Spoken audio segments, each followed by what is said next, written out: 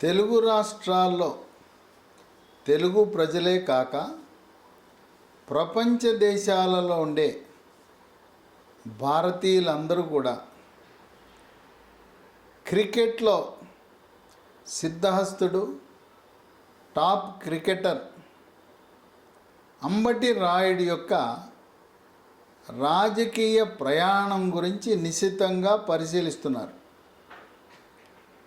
అంబటి రాయుడు ఆయన ఒక star cricketer. అనేక మంది, కోట్లాది మంది క్రికెట్ అభిమానుల హృదయాల్లో స్థానం పొందాడు. తన ఆటతో ప్రజల యొక్క మనస్సులు, గుండెలు గెలుచుకున్న అంబటి రాయుడు మళ్ళీ ప్రజల హృదయాలను గెలుచుకుని ప్రజాప్రతినిధిగా ప్రయాణం సాగించాలని నిర్ణయానికి వచ్చి డిసెంబర్ 28న జగన్మోహన్ రెడ్డితో వైఎస్ఆర్సీపీ పార్టీ కండువా వేయించుకొని ఆ పార్టీలో చేరటం జరిగింది. వారం రోజులు తిరక్కముందే వైఎస్ఆర్సీపీ పార్టీ యొక్క వ్యవహార శైలి, వాళ్ళ పద్ధతులు, పార్టీలో చేరకముందు వాళ్ళ ప్రవర్తన ఎలా ఉంటుంది, చేరిన తరువాత ఎలా ఉంటుందని గమనించి, బాబోయ్ ఈ వైఎస్ఆర్సీపీ పార్టీతో నేను ఏగలేను, వీళ్ళు నాకు గుంటూరు లోక్సభ సీట్ ఇస్తారనుకున్నాను, గుంటూరు లోక్సభ కాదు, నరసరావుపేట లోక్సభ కాదు, నన్ను ఏకంగా కృష్ణానదిని దాటించి అంతర్జిల్లా బదిలీలాగా నన్ను వెళ్ళి మచిలీపట్నం లోక్సభకు పోటీ చేయమంటున్నారన్నాడు. ఈయనది గుంటూరు జిల్లా వాసి. ఆయన గుంటూరు పార్లమెంటుకు కానీ, గుంటూరు పార్లమెంటు పరిధిలో ఉండే ఒక నియోజకవర్గం నుంచి శాసనసభకు పోటీ చేయాలనే ఆలోచనలో ఉన్నాడు. తన అభిమానులు, సహచరులు వాళ్ళందరితో కలిసి అనేకమైన విద్యా సంస్థలు, స్కూళ్ళు, సామాజిక కార్యక్రమాలు, క్రీడలను ప్రోత్సహించే కార్యక్రమాలు, టోర్నమెంట్ల దగ్గరికి వెళ్ళి వీక్షించడం, ఇలాంటి కార్యక్రమాలు చేసిన అంబటి రాయుడికి వారం రోజుల్లోనే వైఎస్ఆర్సీపీ పార్టీ రుచి తెలిసి ఇంకా నేను దీంట్లో కొనసాగలేనని చెప్పి వైఎస్ఆర్సీపీ పార్టీకి రాజీనామా చేశాడు. చేసి నేను రాజకీయాల్లో ఉంటే నాకు క్రీడలకు ఇబ్బంది వస్తుంది, నేను క్రికెట్ మ్యాచ్ల్లో పాల్గొనాలంటే రాజకీయంగా ఆ రాజకీయమే నాకు అవరోధం కాబోతుంది, అందుకే నేను రాజీనామా చేశానని అడ్డం చెప్పినా మళ్ళీ అంబటి రాయుడు వచ్చి తాడేపల్లిలో పవర్ స్టార్ పవన్ కళ్యాణ్తో కూర్చొని ఏకాంతంగా 2 గంటల పాటు చర్చించారు. అక్కడ చర్చల్లో సారాంశం బయటకు వచ్చింది ఏంటంటే, పవన్ కళ్యాణ్ జనసేన పార్టీలో చేరమని కోరినట్టు, జనసేన పార్టీలో చేరితే ఒక 2 నియోజకవర్గాలు ప్రతిపాదన వచ్చినాయి. ఒకటి కృష్ణా జిల్లాలో అవినిగడ్డ శాసనసభలో పోటీ చేయటం అనే అంశం. ఈ అవినిగడ్డ నియోజకవర్గం గతంలో గుంటూరు జిల్లాలో తెనాలి పార్లమెంట్ ఉన్నప్పుడు తెనాలి పార్లమెంట్లో ఉండేది అవినిగడ్డను, ఇంకో నియోజకవర్గం ఉండేది నిడుమోలని. అక్కడ ఆ తెనాలి పార్లమెంట్లో 5 అసెంబ్లీలు గుంటూరు జిల్లాకు చెందినవి, అవినిగడ్డ, నిడుమోలు 2 కృష్ణా జిల్లాకు చెందిన 7 అసెంబ్లీల్లో ఆ తెనాలి పార్లమెంట్ ఉండేది. ఆ విధంగా అవినిగడ్డ నియోజకవర్గం గుంటూరు జిల్లా అవినాభావ సంబంధం ఉంది. మధ్యలో ఏరే అడ్డం, కృష్ణా నదే అడ్డం. బ్రిడ్జి దాటితే రేపల్లె నియోజకవర్గం గుంటూరు జిల్లా, అప్పట్లో తెనాలి పార్లమెంట్ నియోజకవర్గంలో ఉండేది. కనుక అవినిగడ్డ నియోజకవర్గం వాళ్ళకి గుంటూరు జిల్లాతో అవినాభావ సంబంధం ఉంది. అక్కడుండే ఆ బ్రిడ్జిని పులిగడ్డ పెనుమూడి వారధి అంటారు. ఆ పులిగడ్డ పెనుమూడి వారధి కూడా చంద్రబాబు నాయుడు యొక్క పట్టుదలతోనే కృష్ణా గుంటూరు జిల్లాల మధ్య ఆ వారధి, ఆ బ్రిడ్జ్ అనేది ఏర్పడిందనేది ఇరు జిల్లాల ప్రజలకు కూడా తెలుసు. అవినిగడ్డ నియోజకవర్గంలో కాపు సామాజిక వర్గం వారు అత్యధికంగా ఉంటారు.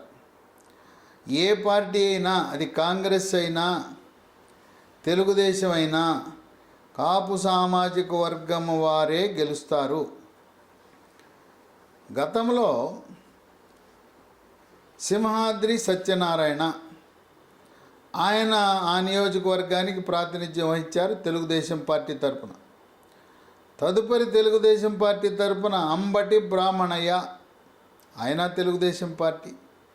ఇక కాంగ్రెస్ పార్టీ తరపున మండలి వెంకట కృష్ణారావు, ఆయన తర్వాత ఆయన కుమారుడు మండలి బుద్ధప్రసాద్. ఆ మండలి కుటుంబం చేతిలోనే ఈ నియోజకవర్గం ఎక్కువగా కాంగ్రెస్ ప్రజాప్రతినిధులుగా గెలవటం జరిగింది. పైగా అవినిగడ్డలో గెలిచిన వాళ్ళ సెంటిమెంట్ ఏంటంటే, అవినిగడ్డ గెలుపు, అవినిగడ్డలో గెలిస్తే రాష్ట్రంలో ప్రభుత్వం ఏర్పడుతుంది, ప్రభుత్వం ఏర్పడితే అవినిగడ్డ నుంచి పదవి గ్యారంటీ, మంత్రి పదవి గ్యారంటీ. ఎందుకంటే కాంగ్రెస్లో గెలిచిన మండలి వెంకట కృష్ణారావు ఆయన ఉన్నంతకాలం మంత్రి, ఆయన కుమారుడు బుద్ధప్రసాద్ గెలిచినంతకాలం మంత్రి. మొన్న కూడా 2014లో తెలుగుదేశం పార్టీ తరపున గెలిస్తే డిప్యూటీ స్పీకర్ అయ్యాడు, అది కూడా క్యాబినెట్ హోదానే. అట్లాగే తెలుగుదేశం పార్టీ తరపున గెలిచిన సింహాద్రి సత్యనారాయణ, ఆయనకు కూడా మంత్రివర్గంలో స్థానం లభించింది. ఇక అవినిగడ్డలో ప్రస్తుతం వైఎస్ఆర్సిపి పార్టీ తరపు నుండే సింహాద్రి రమేష్ అంత బలమైన నాయకుడు కాదు.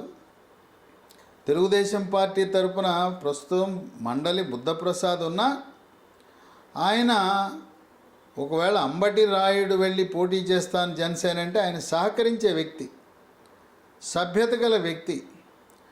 చంద్రబాబు నాయుడు మండలి బుద్ధప్రసాద్కి ప్రభుత్వం అధికారంలోకి వస్తే ఆయనకి ఎమ్మెల్సీ, రాజ్యసభ ఇలాంటివి గౌరవప్రదమైన నామినేటెడ్ పదవులు ఇవ్వటం తథ్యం.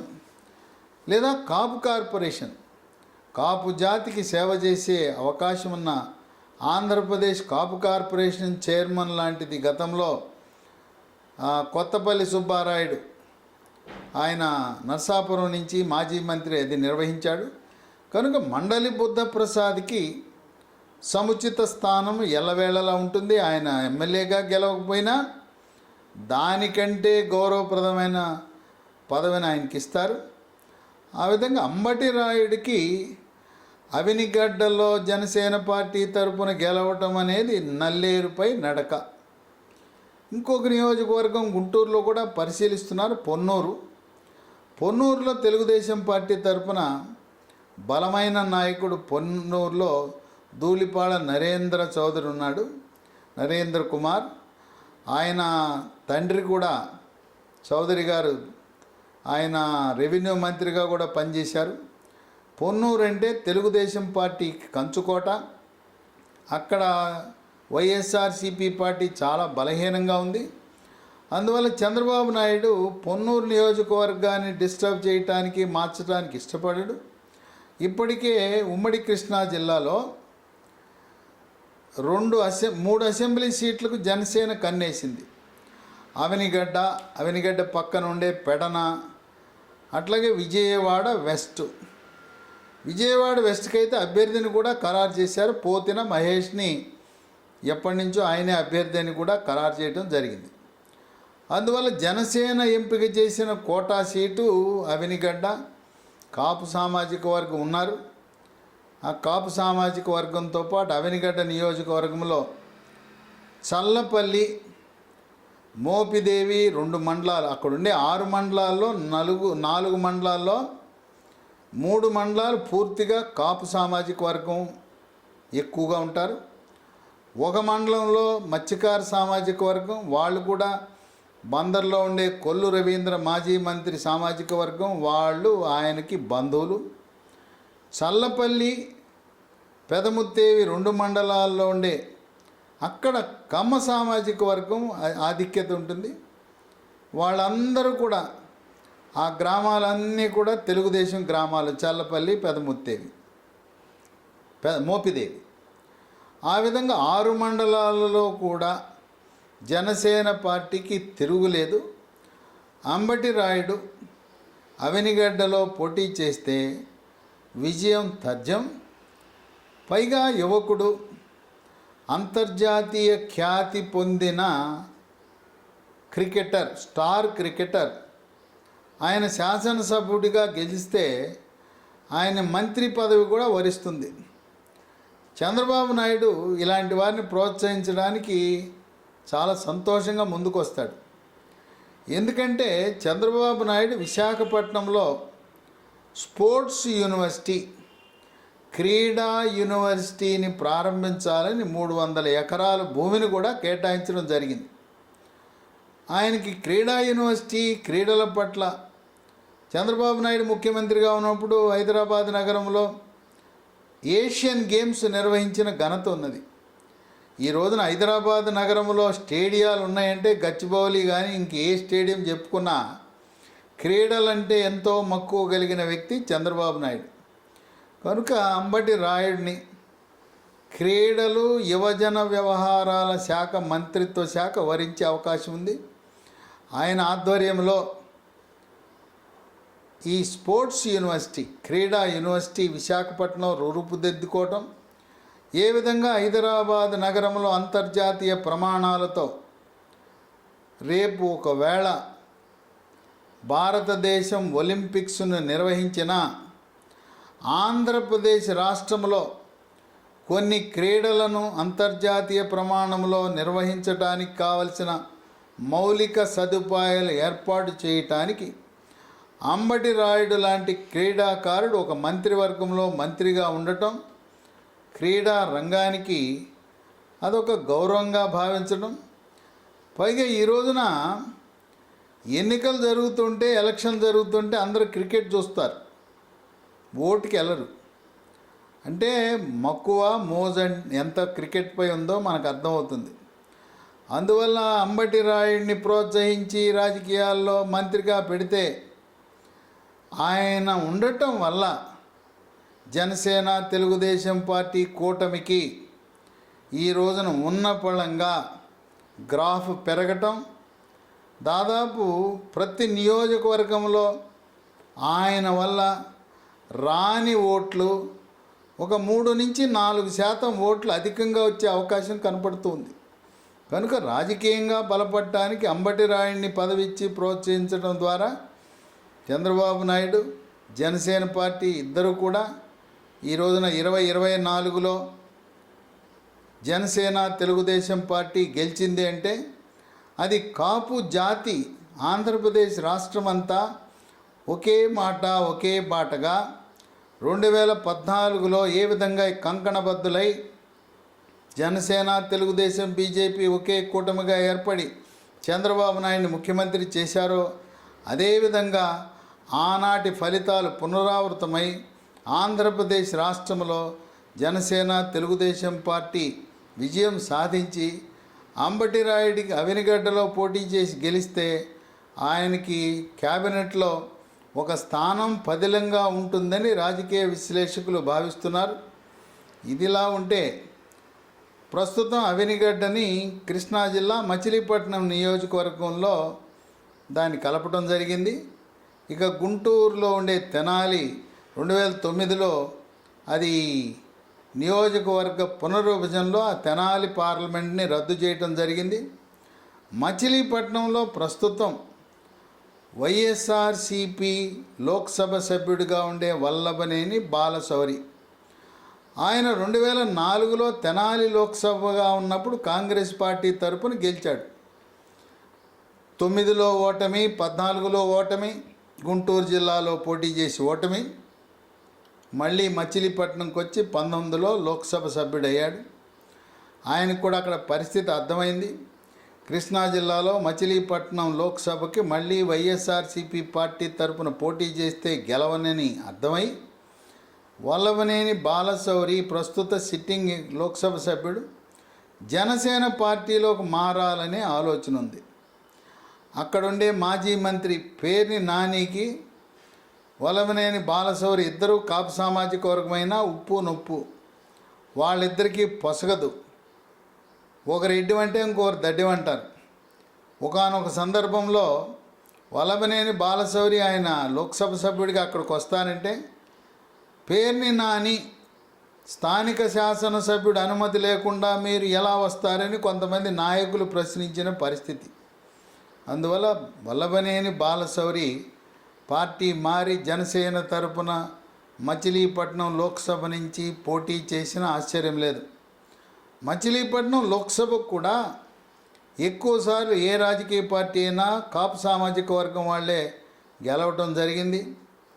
తెలుగుదేశం పార్టీ తరపున అంబటి బ్రాహ్మణయ్య, అలాగే కాంగ్రెస్ పార్టీ తరపున బాడిగ రామకృష్ణ, ఈయన ప్రస్తుతం వల్లభనేని బాలశౌరి. ఇక్కడ కాపు సామాజిక వర్గం ఓట్లు మచిలీపట్నం లోక్సభ పరిధిలో దాదాపు 4 లక్షలు ఈ కాపు ఓట్లు ఉండటం వల్ల రాయుడికి కలిసి వచ్చే అంశం. వల్లభనేని బాలశౌరి కూడా లోక్సభ సభ్యుడిగా జనసేన పార్టీ తరఫున పోటీ చేస్తే మరింత కలిసి వచ్చే అంశం. ఏదేమైనా క్రికెట్ అభిమానులందరూ మా రాయుడు రాజకీయాల్లో రాణించాలి, క్రికెట్లో ఏ విధంగా విజయాల బాటలో నడిచాడో అదేవిధంగా రాజకీయాల్లో కూడా రాణించాలి, మంత్రిగా మా రాయుడిని చూడాలనే సంకల్పంతో ఉన్న తరుణంలో ఇంకా నిర్ణయం తీసుకోలేదు. త్వరలో అంబటి రాయుడు జనసేన పార్టీలో చేరతాడనే ఊహాగానాలు ఉన్నాయి.